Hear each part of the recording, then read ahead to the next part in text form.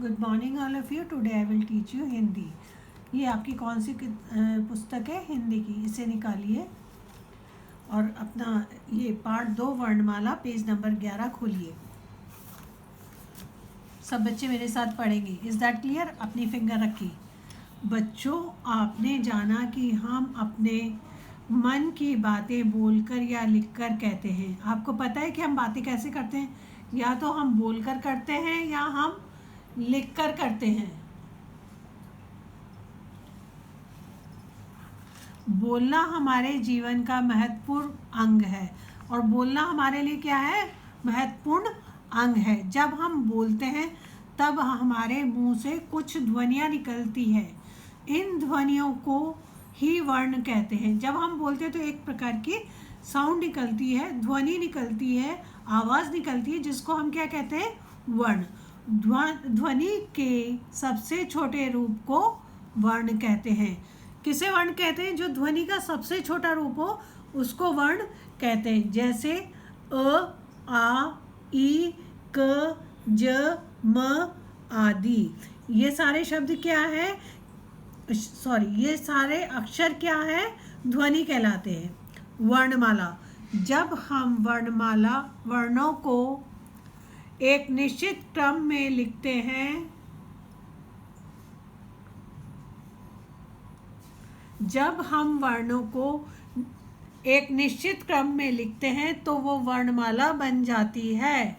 जैसे फूलों की माला है, वैसे ही वर्णों की माला होती है।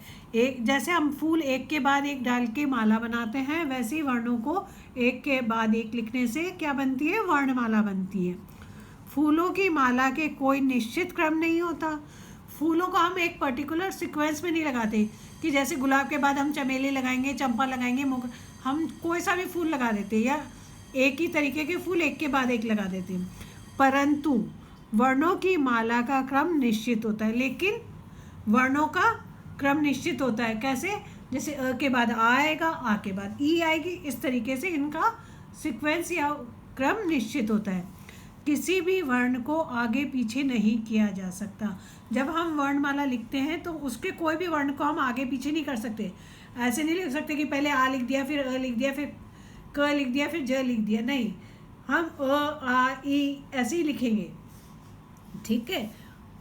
वर्णों के व्यवस्थित समूह को वर्णमाला कहते हैं। जो सीक्वेंस में हम वर्णों को लिखते हैं उसको क्या कहते हैं? वर्णमाला। हिंदी वर्णमाला में 2 भेद होते हैं। कितने भेद होते हैं? 2। कौन कौन से होते हैं? पहला होता है स्वर और दूसरा होता है व्यंजन। Turn your page. हिंदी वर्णमाला में 11 स्वर होते हैं। कितने स्वर होते हैं? 11। स्वरों के उच्चारण में किसी अन्य ध्वनि की मदद की आवश्यकता नहीं पड़ती।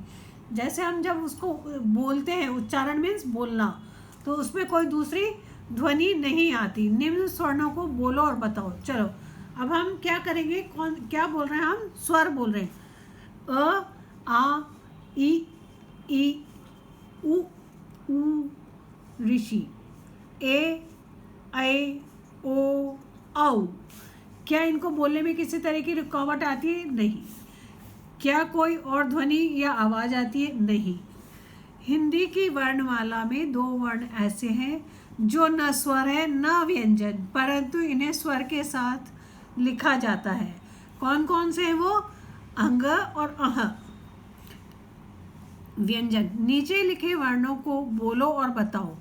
इनके बोलने में किसी और वर्ण की ध्वनि आवाज़ आती है? क, ख, ग, घ, अड़। च, छ, ज, झ, य। ट, ठ, ड़, ड, अण। त, थ, द, ध, न। प, फ, ब, भ, म। य, र, ल, व, श, श, स, ह। हाँ, इसमें दूसरी ध्वनि आती है। आप सबको इसको पढ़ना है और समझना है।